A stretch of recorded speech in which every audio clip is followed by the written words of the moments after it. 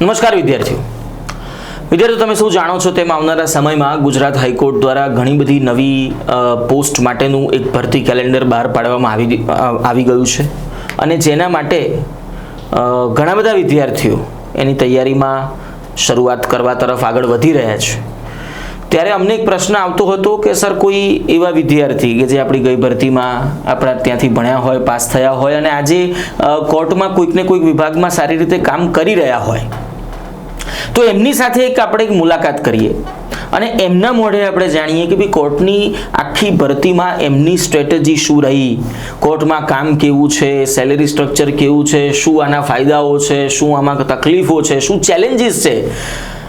તો આ જોબ વિશે આખું વર્ક પ્રોફાઇલ શું છે, ત્યાંથી માંડીને આ જોબ મેળવવી કઈ રીતે, ત્યાંથી માંડીને આમાં શું ધ્યાન રાખવું જોઈએ, આ તે બધી જ ચર્ચાઓ આજે આપણે બહુ મુક્તપણે અને ખુલ્લા દિલે કરવાના છીએ. આપણી સાથે ભાવિન દવે હાજર છે, જે લાસ્ટ જે હાઈકોર્ટ આસિસ્ટન્ટની ભરતી થઈ તેમાં અમદાવાદ સિટી સિવિલ કોર્ટમાં, એટલે અમદાવાદ એટલે જનરલી એવું માનવામાં આવે કે અમદાવાદનું મેરિટ સૌથી ઉપર હોય, તેમાં પણ બહુ સારા રેન્ક સાથે એમાં આગળ પાસ થયા છે અને અત્યારે હાલ અમદાવાદમાં સિટી સિવિલ કોર્ટમાં ફરજ બજાવી રહ્યા છે. તો આપણે એમની સાથે પહેલાં તો આપણે એમનું સત્કાર કરીએ, એમનું એક સ્વાગત કરીએ છીએ. અને ભાવિનભાઈ, હવે મને એમ કહેશો કે સૌથી પહેલાં તો તમારો એક નાનકડો ટૂંકમાં પરિચય આપણા વિદ્યાર્થીઓને, હું તો જો કે ઓળખું છું વર્ષોથી, પણ આપણા જે વિદ્યાર્થીઓ જે તમને નથી જાણતા એમના માટે તમારો એક ટૂંકમાં પરિચય આપો. જી, મારું નામ ભાવિન દવે છે. મારું જે નેટિવ છે એ હાલ ધંધુકા, પણ અત્યારે જે આફ્ટર જોબ અમે બધા જ અહીંયા ફેમિલી સાથે શિફ્ટ થઈ ગયા છીએ, અમદાવાદ આવી ગયા છીએ. ઓકે. અને તમારો અભ્યાસ શું રહ્યો છે? હું બી ઓટોમોબાઈલ છું. એન્જિનિયરિંગ. ઓકે. ઓટોમોબાઈલ એન્જિનિયરિંગ કયા વર્ષમાં? અને મેં 2019માં અમદાવાદ ઇન્સ્ટિટ્યૂટ ઓફ ટેકનોલોજી જે ગોતા ત્યાંથી પાસ આઉટ કર્યું છે, AIT માંથી પાસ આઉટ કર્યું છે. ઓકે. અને એના પછી તરત જ સ્પર્ધાત્મક પરીક્ષાની તૈયારી શરૂ કરી કે વચ્ચે કોઈ બીજી જોબ કરી, કે ક્યારથી તમે આ સ્પર્ધાત્મક પરીક્ષાના ક્ષેત્રમાં આવ્યા? એટલે એન્જિનિયરિંગ પછી તો કોઈ ખાસ એવું કંઈ એવી ઈચ્છા તો નહોતી કે હું ગવર્મેન્ટમાં જાઉં. ઓકે. પ્લસ ઘણી બધી મેં ટ્રાય કરી કે હું પ્રાઇવેટ સેક્ટર, કેમ કે મારી ફિલ્ડ એવી હતી ઓટોમોબાઈલ કે હું ટ્રાય કરું તો મને મળી શકતી હતી. પણ પછી ઘણા એવા ફેઝ આવ્યા કે વચ્ચે કોરોના આવી ગયો, તો પછી પપ્પાની અથવા ફેમિલી એની એવી ઈચ્છા હતી કે આપણે એકવાર ગવર્મેન્ટમાં ચાન્સ તો લેવો જોઈએ એમ. અને તમારા ફાધર પણ મને ખબર છે, મારા પપ્પા પણ રિટાયર્ડ શિક્ષક, તો પણ એમની પણ એટલી ઈચ્છા હતી કે હું ગવર્મેન્ટમાં જ આગળ વધું એમ. તો મેં પછી આમાં તૈયારી શરૂ કરી. કયા વર્ષથી આમ કહી શકો કે ડેડિકેટેડલી આપણી પ્રિપેરેશન અંદાજે? ડેડિકેટેડલી તો મેં સર આપ જાણો છો કે આપણે લગભગ મને યાદ છે ત્યાં સુધી 2023માં. ઓકે. સો એ થોડોક જે સમય 1.5-2 વર્ષ જેટલો આપણો તૈયારીને તમે આપ્યો અને એ સમયગાળામાં ઇન જનરલ તમામ પરીક્ષાઓની તૈયારી કરી. ઓકે. અને કોર્ટની પરીક્ષાની ડેડિકેટેડલી પ્રિપેરેશન કેટલોક સમય? કોર્ટની પરીક્ષામાં તો જનરલી એઝ કમ્પેર ટુ બીજી એક્ઝામ, કે મેં જ્યારે હું GPSC પ્રિપેરેશન કરતો હતો અથવા કોઈ પણ તલાટી, જુનિયર ક્લાર્ક કે કોઈ પણ કરતો હતો, ત્યારે જોવા જઈએ તો કે જનરલ સબ્જેક્ટ હોય અથવા કોઈ પણ કે 3 ફેઝ હોય, તો મેં પછી જ્યારે કોર્ટની જે લેવાય છે કે DYSO છે કે કોઈ પણ આ બેલીફ છે, આસિસ્ટન્ટ છે, તો એના પેપર જોયા પાસ્ટ યરના, તો પછી એમ થયું કે ના, એકવાર આમાં પણ તૈયારી કરવા જેવી છે. અને પછી ત્યારબાદ મેં આસિસ્ટન્ટની ભરતી આવી જે જસ્ટ આફ્ટર તલાટી અને જુનિયર ક્લાર્ક. હા, 2022-23માં જે જુનિયર ક્લાર્કની ભરતી પૂરી થઈ પછી ત્યાં લોકોએ ભરતી બહાર પાડી, એટલે પછી એમાં મેં સ્ટાર્ટ કરી. બાકી હું જનરલી GPSCની પ્રિપેરેશન કરતો હતો. ઓકે. અને એક બીજું ખાસ કે આ ભરતી પ્રક્રિયામાં ખૂબ ઓછા ફોર્મ ભરાય છે. સામાન્ય રીતે મિત્રો, જે બીજી તમારી ક્લાસ 3ની પરીક્ષાઓ હોય તેના અંદર લાખોમાં ફોર્મ ભરાતા હોય છે. કે ભાઈ જેમ કે CCની હમણાં પરીક્ષા છે તો લગભગ જે આંકડો સોશિયલ મીડિયામાં જે જાણવા મળે છે કે 6,90,000 જેટલા ફોર્મ ભરવામાં આવ્યા. કોઈ પણ ક્લાસ 3ની ગુજરાત ગવર્મેન્ટની પરીક્ષા આવશે તો લાખોમાં ફોર્મ જશે. સામે જે હાઈકોર્ટ આસિસ્ટન્ટની એક્ઝામ જે લાસ્ટ ટાઈમ થયેલી, મને યાદ છે 1770 જેટલી જગ્યાઓ આસિસ્ટન્ટ અને કેશિયરની આવેલી અને 50,000 જેટલા પણ કેન્ડિડેટ્સ આઈ થિંક નહોતા. તો આનું શું કારણ? શું કામ આટલા ઓછા કેન્ડિડેટ્સ આ ભરતી પ્રક્રિયામાં આગળ વધે છે? એનું main reason sir English language. કેમ કે તમે જોવા જાઓ તો પ્રિલિમ્સથી માંડીને મેઇન્સ અને પ્લસ ટાઈપિંગ કે બધું જ ઇંગ્લિશમાં હોય, અને પ્લસ જે વિદ્યાર્થીઓની ઇંગ્લિશ ઉપર પકડ નથી હોતી એ તો પછી એમને પ્રોબ્લેમેટિક થઈ શકે છે. તો તમારું ઇંગ્લિશ પહેલાંથી સારું હતું કે એને સુધાર્યું કે કઈ રીતે? આ ડર જે વિદ્યાર્થીઓને હોય છે એ તમને શું કામ નહોતો, અથવા તો જો હતો તો એને ઓવરકમ કઈ રીતે કર્યો? ના, મારું પણ એટલું બધું ફ્લુઅન્ટ નહોતું ઇંગ્લિશ. એ પછી જ જ્યારે મેં ક્લાસ શરૂ કર્યા એ પછી જ કે જ્યારે શરૂઆતથી માંડીને કે જે પ્રિલિમ્સનો ફેઝ હતો એમાં જે મેં તમારા લેક્ચર જોયા કે આપણા ફેકલ્ટીસના લેક્ચર જોયા, અને પ્લસ આટલા બધા જે મારા સંઘર્ષ તો ના કહેવાય, મહેનતના જે વર્ષો હતા કે જે મેં 2021થી પ્રિપરેશન ચાલુ કરી, તો એમાંથી મને હું જે ક્વેશ્ચન સમજતો હતો બરાબર, એ ક્વેશ્ચન સમજીને પણ એમ હું ઇંગ્લિશમાં એને થોડું સમજી શકતો હતો. અને plus as compare to other exam કે આનું લેવલ એ થોડું સહેલું હોય છે. એટલા માટે તમે જો કદાચ ઇંગ્લિશમાંથી ગુજરાતીમાંથી ઇંગ્લિશ તમે જો ટ્રાન્સલેટ કરી શકતા હોય, અથવા ગણિત અથવા રિઝનિંગની કોઈ પણ જે રકમ હોય એ તમે સમજી શકતા હોય, તો તમે કોઈ પણ દાખલો અથવા જે રિઝનિંગનું જે હોય એ ટેકલ કરી શકો છો. ઓકે, એટલે મિત્રો ખાલી અહીંયા મેં પણ અનેકવાર કીધું છે કે ભાષાની જો તમને બીક લાગતી હોય તો એનાથી ખરેખર એટલું બધું ડરવાની જરૂર હોતી નથી. કારણ કે તમે જો સારી રીતે અંગ્રેજી ભાષામાં તમે જો ખાલી પ્રશ્નોને સોલ્વ કરવાની એક આદત કેળવશો તો એ ધીરે ધીરે ઓવર ધ પીરિયડ તમને આવડી જશે, સમજાઈ જશે. અને આમાં તમારે અંગ્રેજી કંઈ એવું કંઈ તમારે બોલવાનું હોય કે અંગ્રેજીમાં તમારે બહુ મોટું કંઈ એમાં વર્ણનાત્મકમાં બી જવાનું એટલું બધું કંઈ જરૂર છે નહીં. તમને માત્ર પ્રશ્ન સમજણ પડે, દેટ ઇઝ ઇનફ.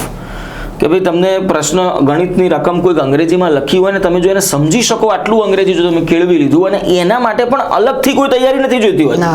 અમે જે તૈયારી કરતા કે હું આખું જે મેં મેથ્સ ભણાવ્યું તો એ બધી જ રકમ હું અંગ્રેજીમાં જ રાખું પહેલા દિવસથી. એમાં શરૂઆતમાં કદાચ 2, 4, 10, 15 દિવસ વિદ્યાર્થીઓને તકલીફ પડે, પણ એમાં દરેક શબ્દને હું સાથે સાથે સમજાવું કે ભાઈ આ શબ્દનો મતલબ આવો છે, આ શબ્દનો મતલબ આવો છે. એટલે એ ભાષાનો ડર રાખવાની બિલકુલ જરૂર નથી. ચલો, આ તો બધી આપણી તૈયારીની વાતચીત થઈ ગઈ, પણ હવે જેના પ્રશ્નો સૌથી વધારે આવતા હોય છે કે હાઈકોર્ટ આસિસ્ટન્ટનું સેલેરી સ્ટ્રક્ચર શું છે? સેલેરી સ્ટ્રક્ચરમાં તો સર જોવા જઈએ તો આપણે સેલેરી સ્ટ્રક્ચર આમ જે બેઝિક જે આપણે જે જુનિયર ક્લાર્ક લેવલનો છે કે 19,900 પ્લસ એનું બેનિફિશિયર એ છે કે તમે પહેલા જ દિવસથી આમાં ફૂલ પેમાં છો. ઓકે, એટલે તમારો જે બેઝિક હોય એમાં જે તમારું HRA DA અથવા TA કે જે કંઈ ઉંમરે અત્યારે અરાઉન્ડ અમારે 35 અરાઉન્ડ અમારે આવતી હોય એ પણ CPF અથવા NPS કપાઈને, હા બધું CPF અને NPS કપાઈને 35 પ્લસ થાય ઇન હેન્ડ. હા, ઇન હેન્ડ. અને પ્લસ આપણે બીજા ઇન હેન્ડ એટલે મિત્રો સોરી, ઇન હેન્ડ નો મતલબ કોઈ હાથમાં ના આપે 35,000, ખાતામાં આવે. સરકારી ભાષામાં ઇન હેન્ડ સેલેરી આપણે કહેતા હોઈએ છીએ. એ જ બેનિફિશિયલ છે કે તમારે બીજા કોઈ ડિપાર્ટમેન્ટમાં ગયા હોય, એક્ઝામ્પલ તરીકે કોઈ બિન સચિવાલય જુનિયર ક્લાર્ક છે અથવા તલાટી છે, તો એમાં 5 યર્સ તમારે 26,000માં જોબ કરવી પડે. ફિક્સ પે છે.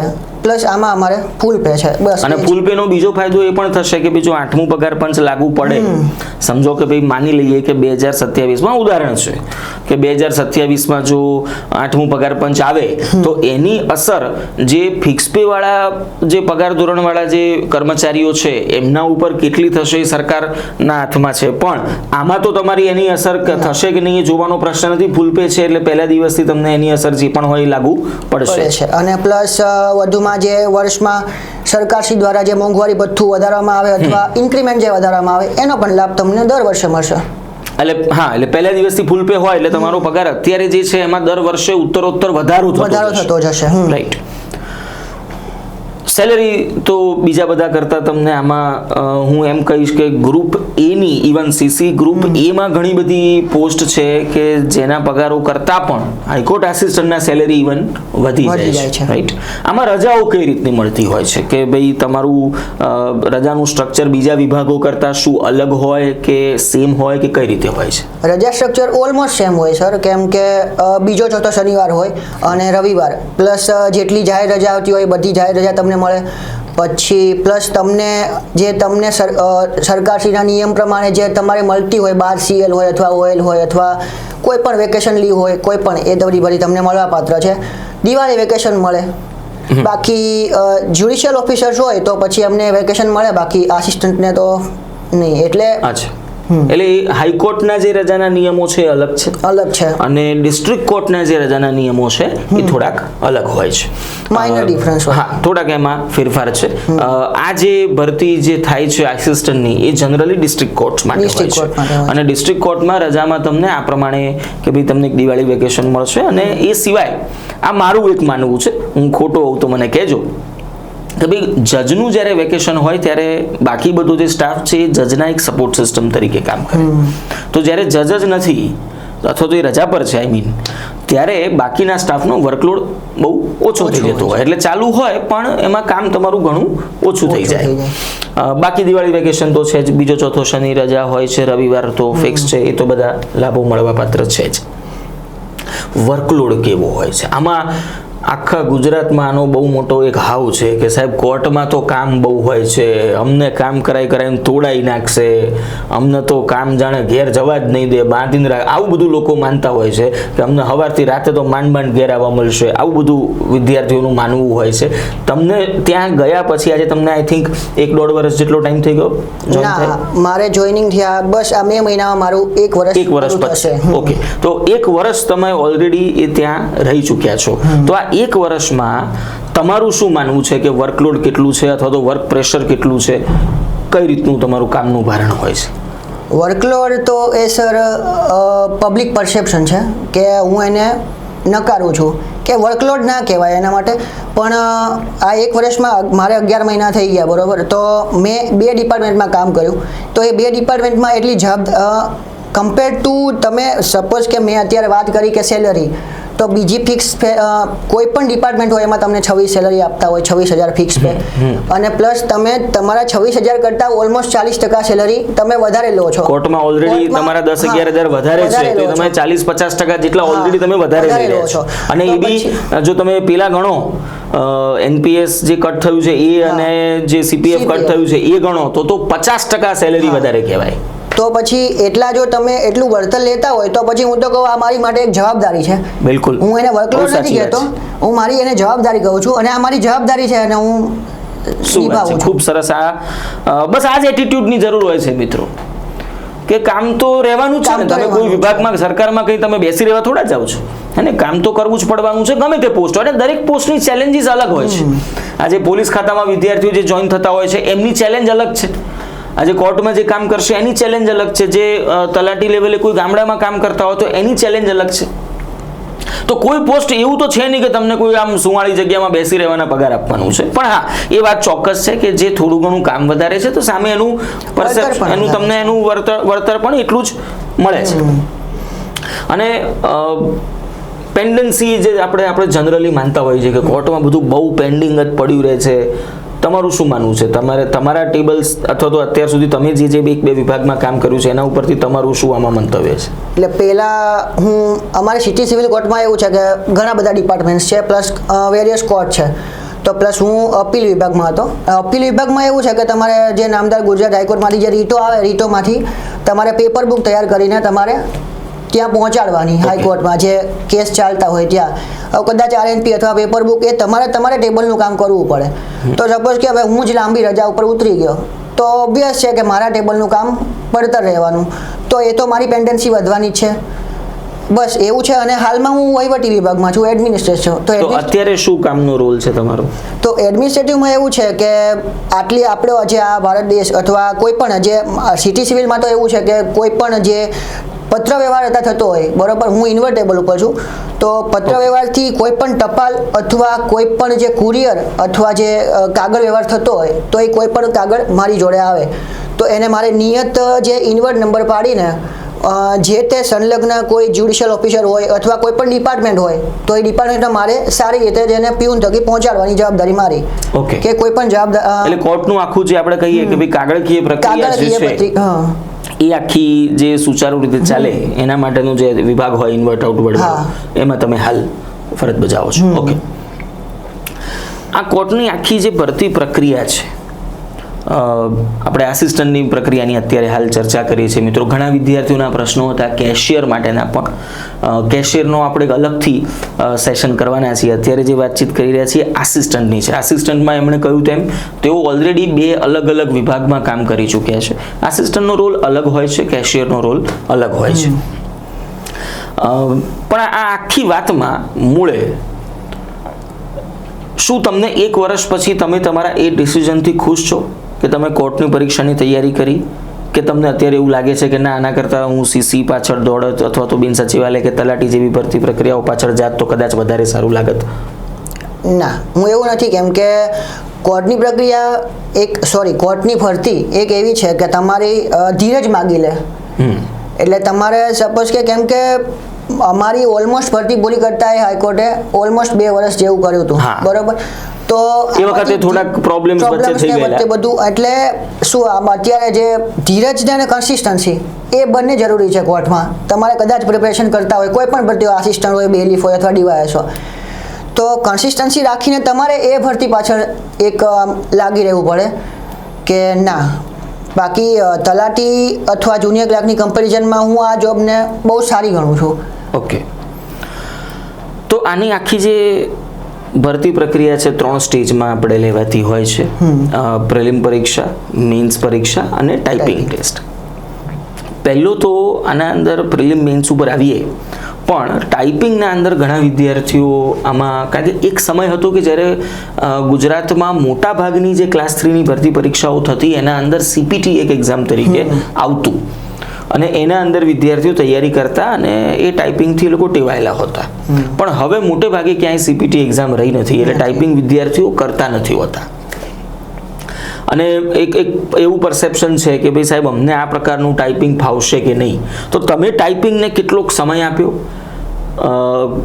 અને શું તમને એવું લાગે છે કે ભાઈ જો કોઈ વિદ્યાર્થી મેન્સ પછી ટાઈપિંગ કરવાનું શરૂ કરે છે તો એની પરીક્ષા આવતા સુધીના સમયમાં કે 1-1.5 કે વધુમાં વધુ 2 મહિનાના સમયગાળામાં એક સારું ટાઈપિંગ કરી શકે અને એક સારું પરિણામ મેળવી શકે, એટલો સમય પૂરતો કહેવાય? ઓબ્વિયસ છે કે પૂરતો કહેવાય. કેમ કે જેને કોઈ દિવસ ટાઈપિંગ નથી કર્યું એના માટે તો ઓબ્વિયસ છે ડર હોય કે ભાઈ મારાથી થશે નહીં થશે. કેમ કે ગુજરાતી અને ઇંગ્લિશ બંને હોય છે. હવે ઇંગ્લિશ તો આપણે જનરલ કોઈ પણ ક્યારેક તો આપણે કીબોર્ડ ઉપર કર્યું જ હોય, પણ ગુજરાતીમાં એવું છે કે આપણે કદાચ કર્યું ના હોય તો પણ થોડો ડર હોય કે ના, નહીં થાય આ તે. પણ હું તો કહું છું કે એ પણ થઈ જાય જો તમને સારું એવું માર્ગદર્શન અને માર્ગદર્શક મળે આદર્શ એવા, તો હું તો કહું છું ચોક્કસ થઈ જાય. બિલકુલ.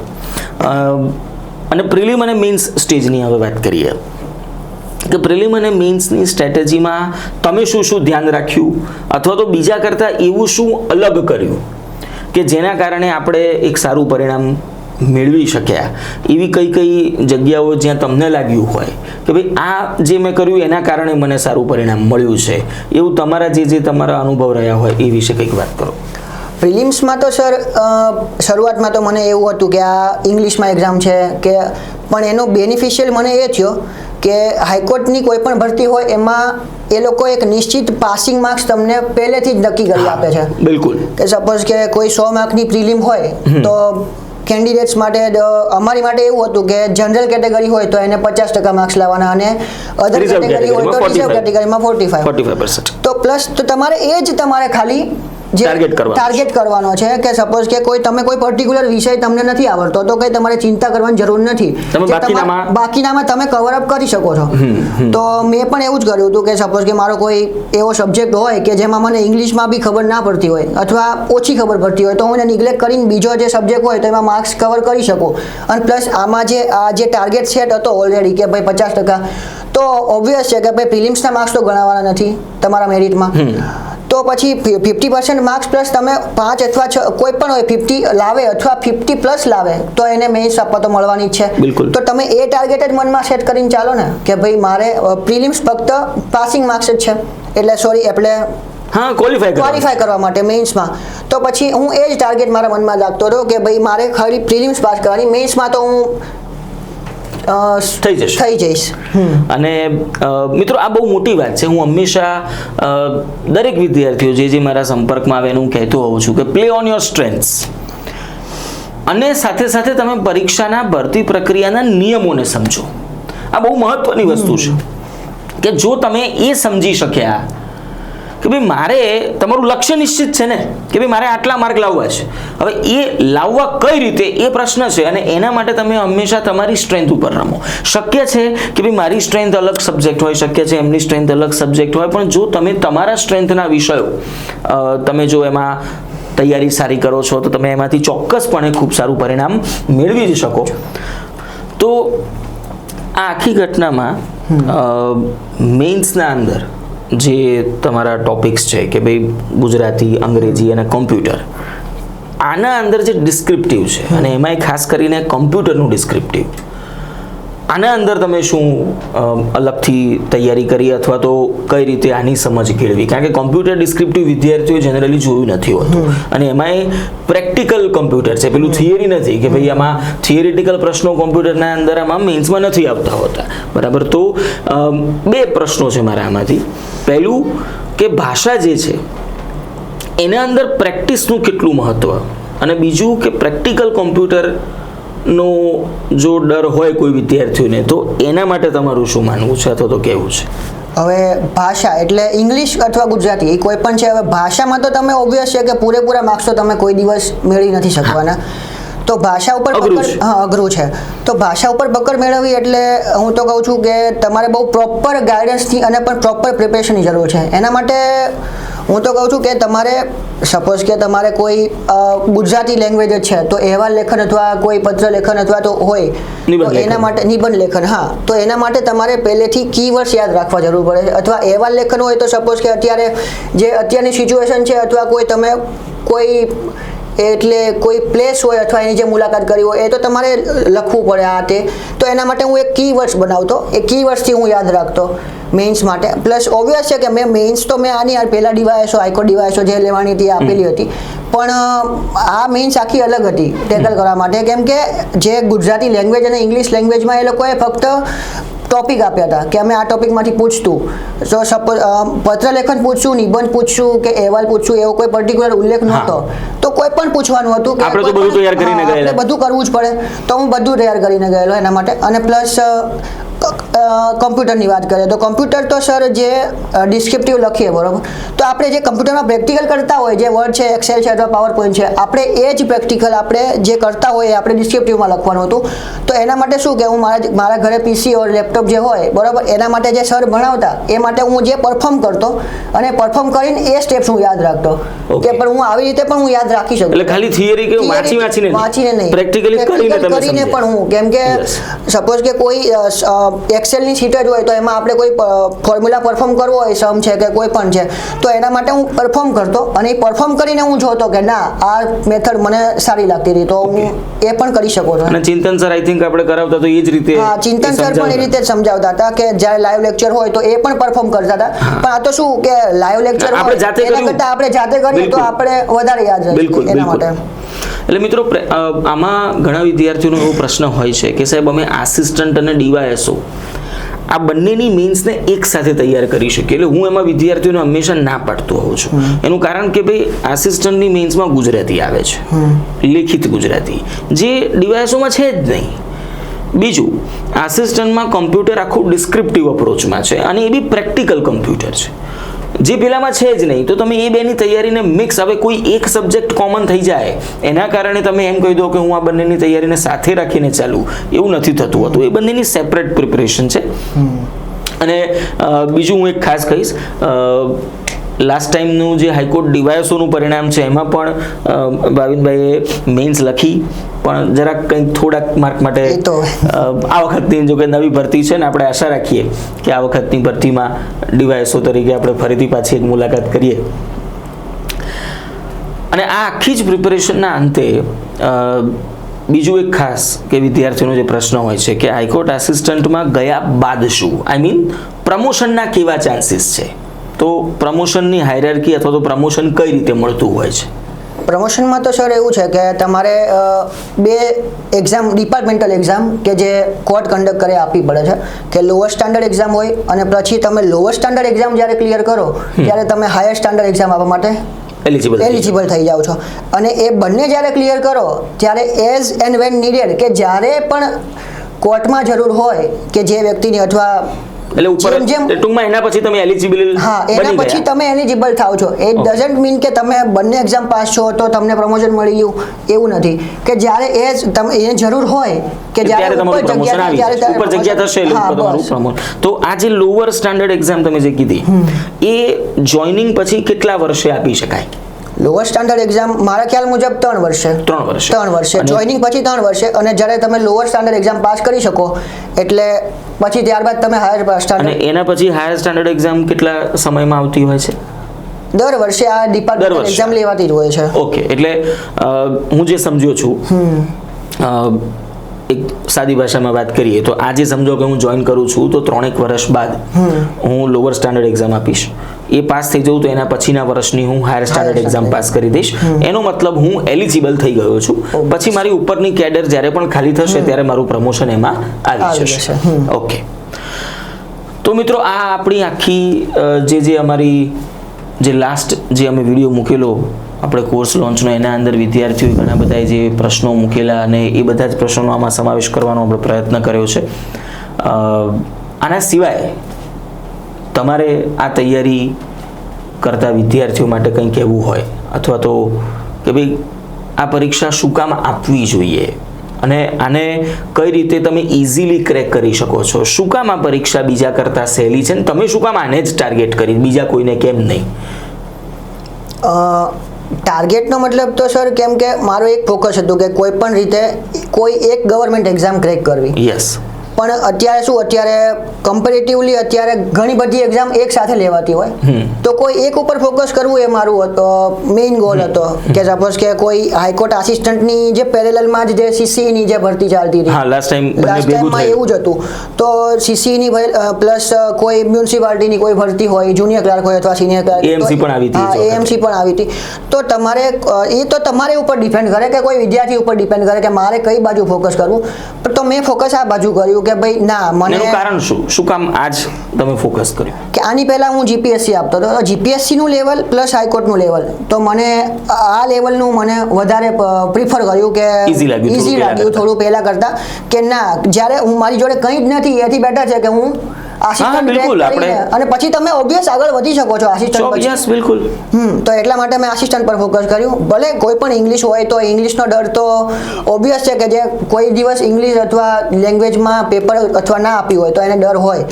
પણ એ ડરનું હું તો કહું છું કે એટલે ના રાખવો જોઈએ. એમ થઈ જશે. ઓકે, બસ તો મિત્રો આપણી થેન્ક યુ સો મચ ભાવિનભાઈ, તમે આવ્યા અને અમારા વિદ્યાર્થીઓને આટલું બધું સારું માર્ગદર્શન અને તમારો સમય આજે રજાના દિવસે બી તમે આવ્યા છો એ બદલ ખૂબ ખૂબ આભાર. મિત્રો, તમને આ વિડીયો બાદ પણ જે કંઈ પણ પ્રશ્નો તમારા મગજમાં ઉદ્ભવ્યા હોય અથવા તો રહી ગયા હોય કે તમને લાગ્યું હોય કે મારે આ નવા 2-4 પ્રશ્નો થાય છે જે કદાચ મારા મગજમાં બી નથી આવ્યા અથવા તો ભાવિનભાઈના મગજમાં બી નથી આવ્યા, કે આવા પણ પ્રશ્નો હોઈ શકે છે, તો આવા પ્રશ્નો પૂછતા શરમાશો નહીં. આ વિડીયોના કમેન્ટ્સમાં તમે તમારા પ્રતિભાવ કે આ વિડીયો તમને કેવો લાગ્યો તે પણ જણાવજો અને સાથે સાથે તમારા બીજા કોઈ પ્રશ્નો હોય તો એ પણ ખાસ લખજો. એ શું કામ કે આપણે લાસ્ટ ટાઈમ તમને ખબર જ છે અમારા મોર દેન 100 સ્ટુડન્ટ્સ આ ભરતીમાં ક્લિયર થયા હતા. તો એમાંથી બીજા પણ 1-2 વિદ્યાર્થીઓને અમારો વિચાર છે કે આપણે ફરીથી નેક્સ્ટ રવિવાર કે અથવા તો એના પછીના સન્ડેમાં બોલાવીએ અને એમની સાથે ચર્ચા કરીએ અને એમાં જે કંઈ પણ પ્રશ્નો તમારા નવા આવશે કે જે ઇન્ટરેસ્ટિંગ હશે, સારા લાગશે કે ભાઈ અચ્છા આ પ્રશ્ન વ્યાજબી છે, સારો છે, અને પ્રશ્ન એ લોકોને કેવો લાગે એવું નહીં સમજવાનું. જો એ પ્રશ્ન તમારા મગજમાં છે તો એ બહુ સારો જ પ્રશ્ન છે. હું હંમેશા એવું માનું છું કે દરેક તમારા વિદ્યાર્થીના મગજમાં ઉદ્ભવેલો પ્રશ્ન એનો જવાબ એને સારો અને સાચો મળવો જ જોઈએ. એટલે જે પણ કંઈ તમારા ક્વેરીઝ હોય, પ્રશ્નો હોય એ બિલકુલ આમાં નીચે કમેન્ટ્સમાં લખજો તો અમે એને નેક્સ્ટ વિડીયોમાં એને સંકલિત કરવાનો પ્રયત્ન કરીશું. થેન્ક યુ સો મચ ભાવિનભાઈ, તમે આવ્યા એ બદલ ખૂબ ખૂબ આભાર. આવજો મિત્રો, મળીએ. જય હિન્દ, જય ભારત.